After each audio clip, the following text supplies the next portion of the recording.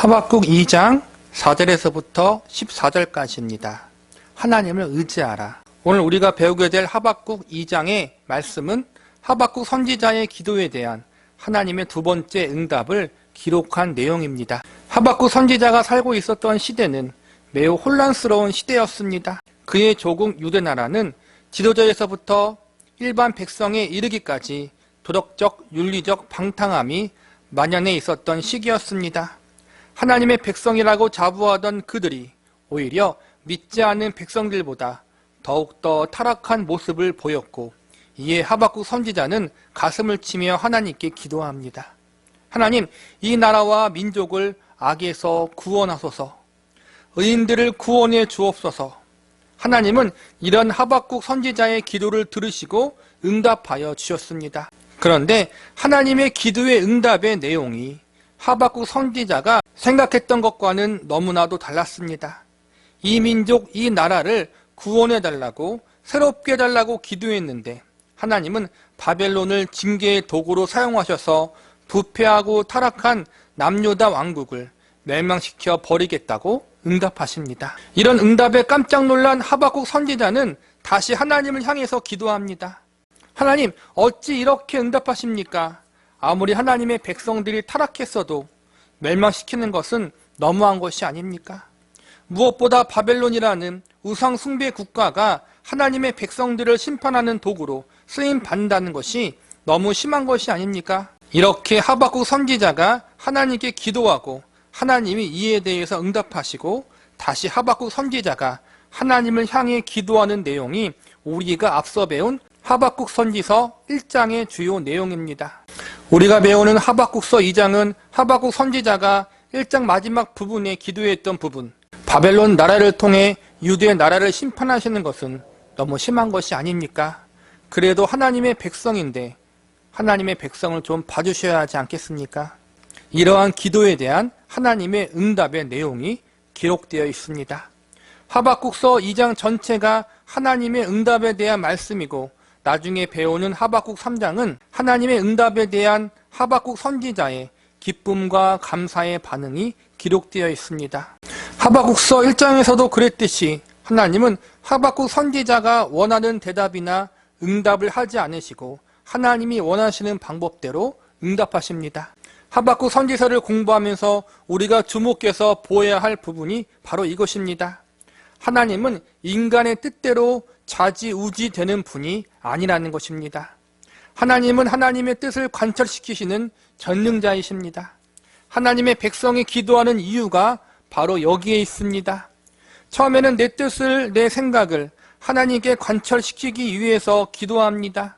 그런데 지속적으로 기도하다 보니 기도란 내 뜻과 내 생각을 이루기 위해서 하는 것이 아니라 결국 하나님의 뜻에 내 생각과 내 뜻을 굴복시키는 일임을 배우게 됩니다. 그리고 자기 뜻이 아닌 하나님의 뜻이 이루어지기를 위해서 기도해야 하는 것임을 깨닫게 되는 것입니다.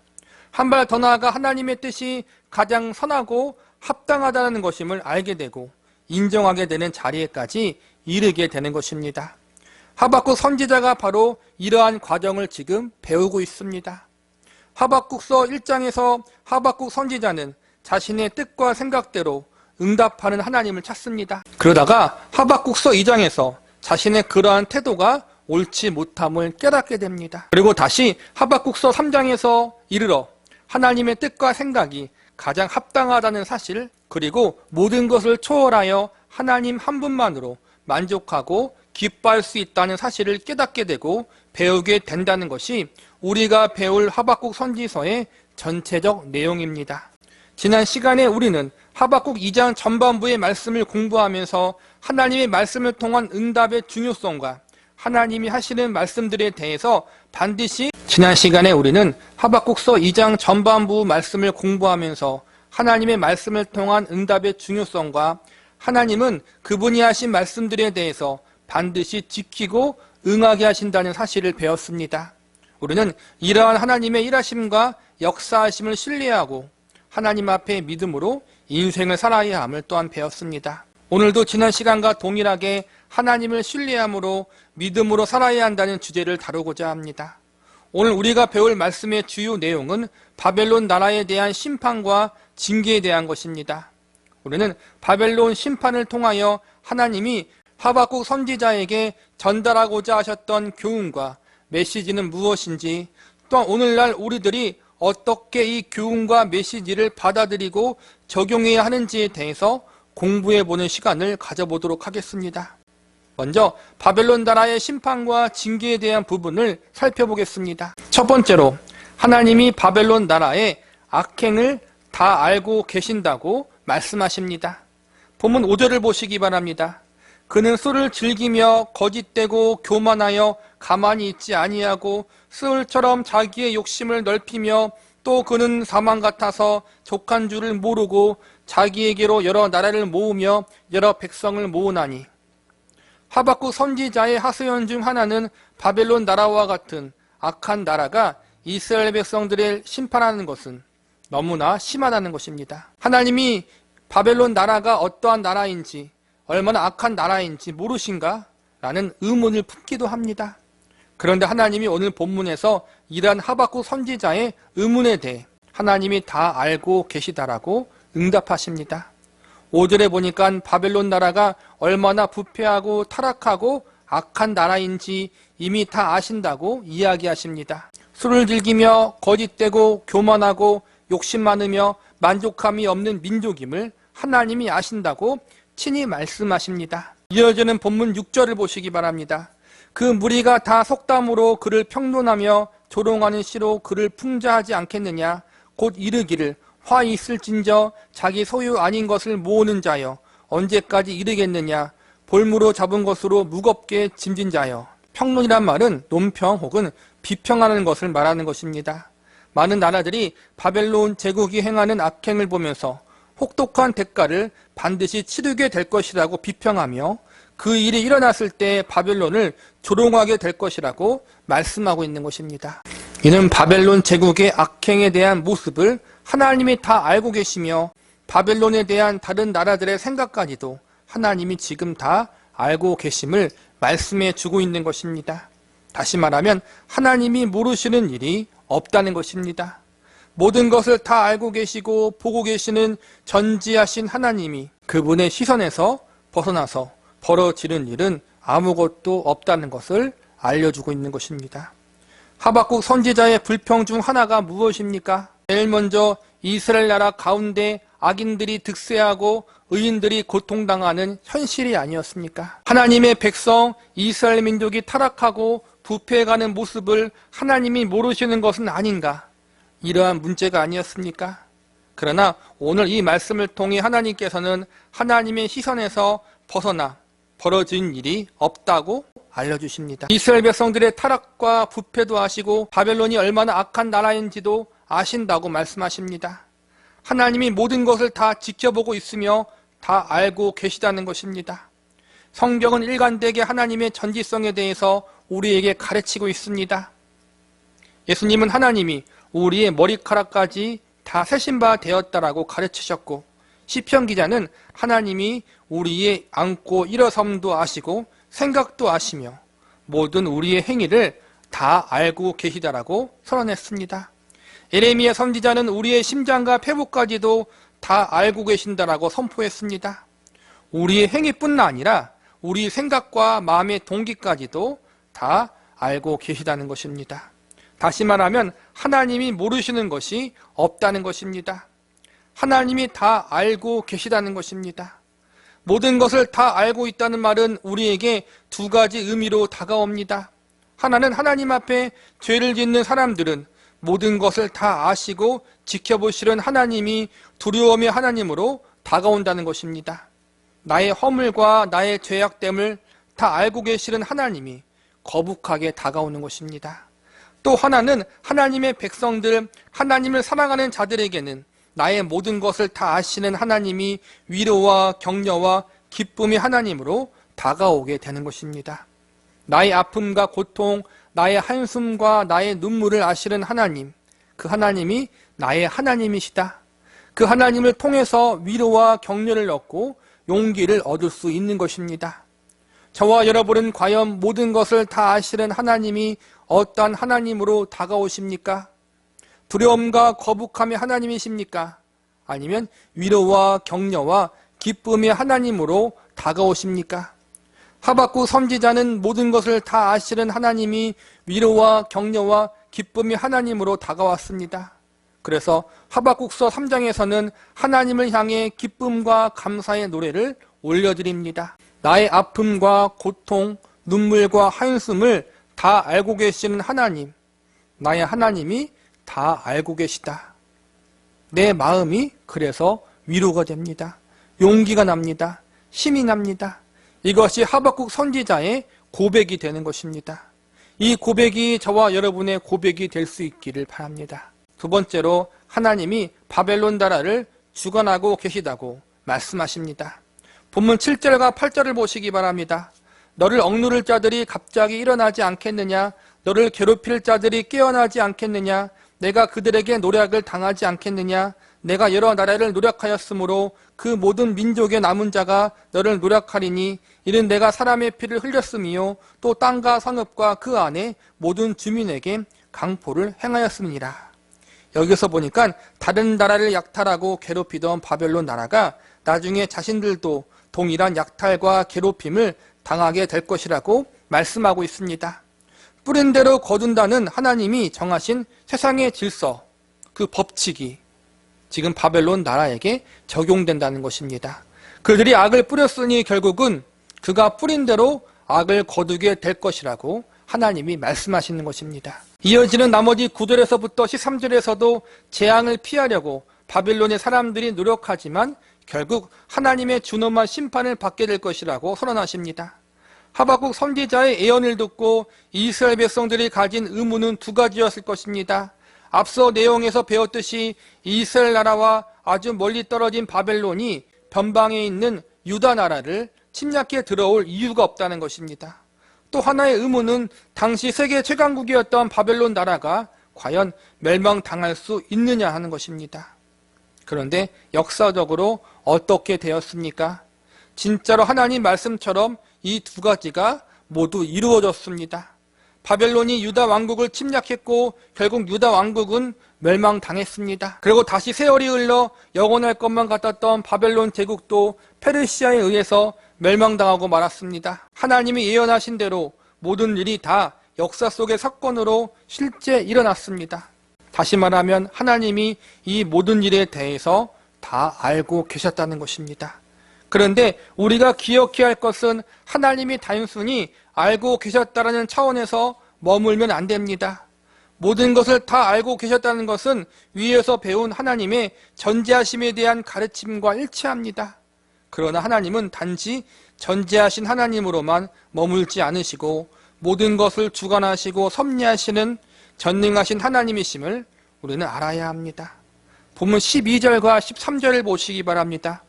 피로 성읍을 건설하며 불의로 성을 건축하는 자에게 화 있을진저 민족들이 불탈 것으로 수고하는 것과 나라들이 헛된 일로 피곤하게 되는 것이 만군의 여호와께로 말미암음이 아니냐.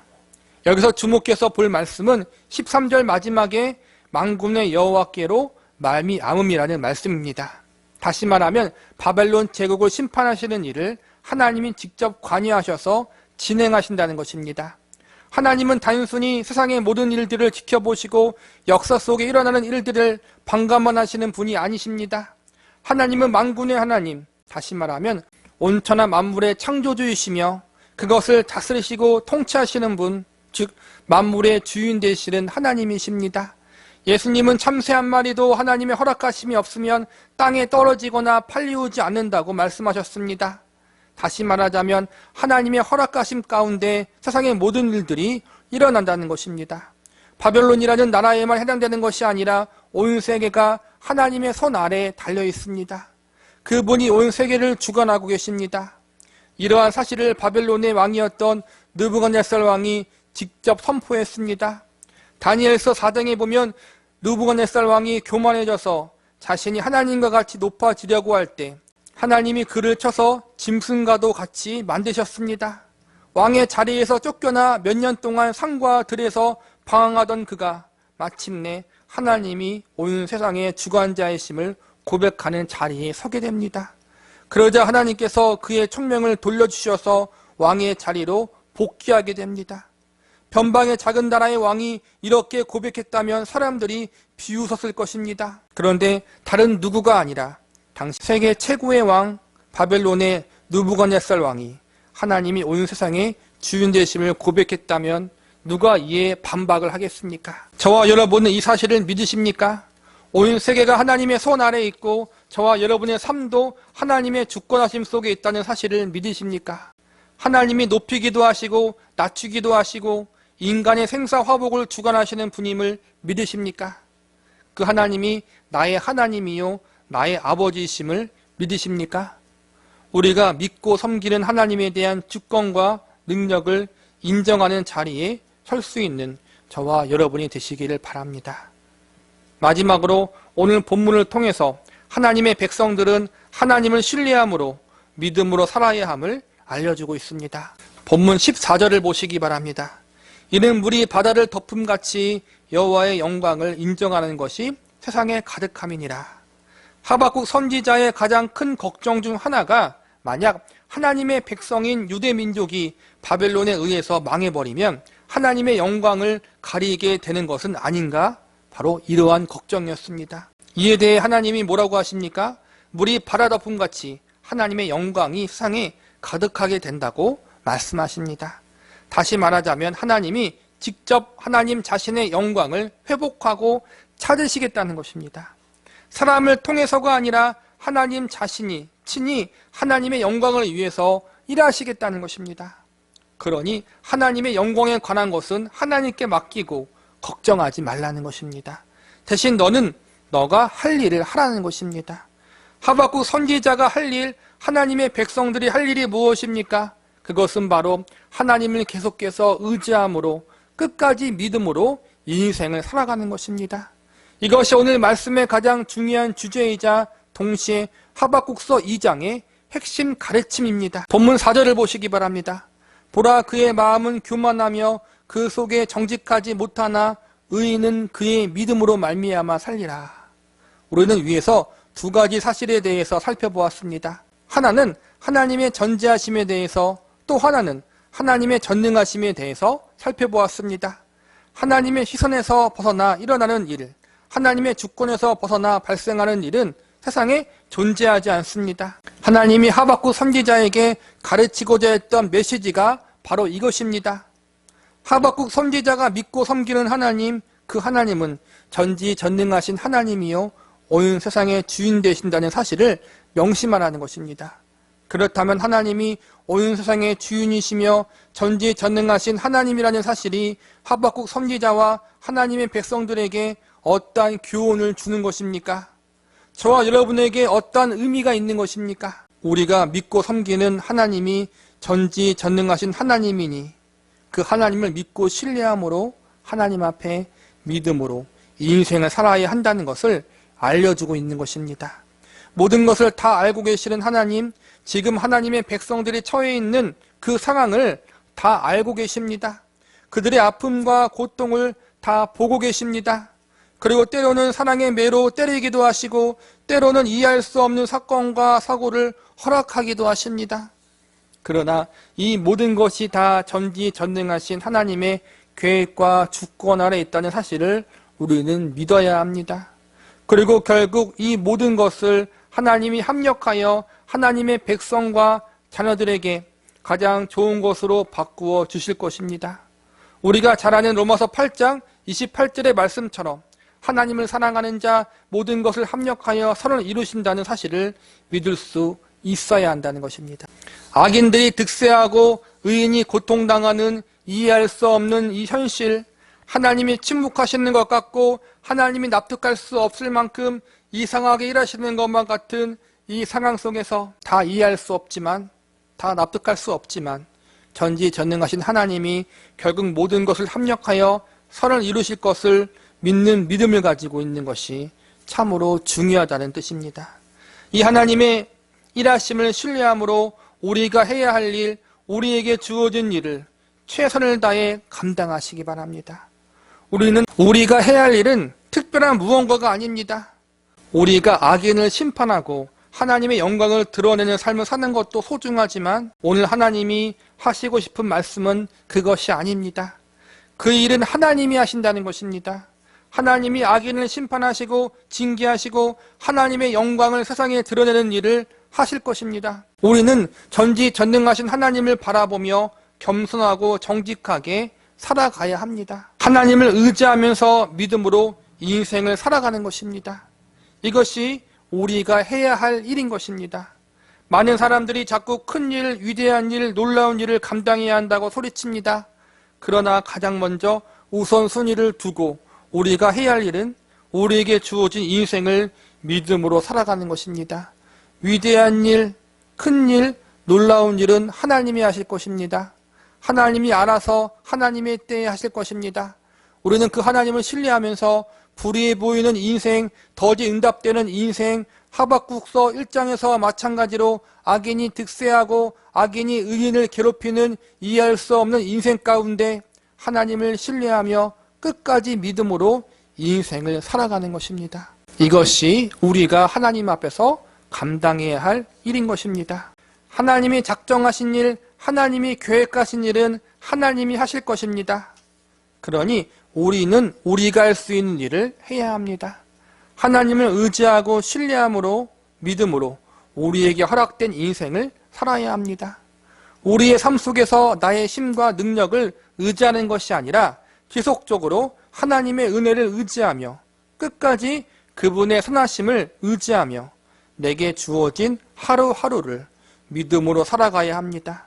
그것이 저와 여러분을 향한 하나님의 뜻입니다. 하나님이 저와 여러분에게 맡겨주신 이 일과 이 뜻들을 감사함으로 그리고 하나님을 온전히 신뢰함으로 끝까지 잘 감당할 수 있기를 기도합니다.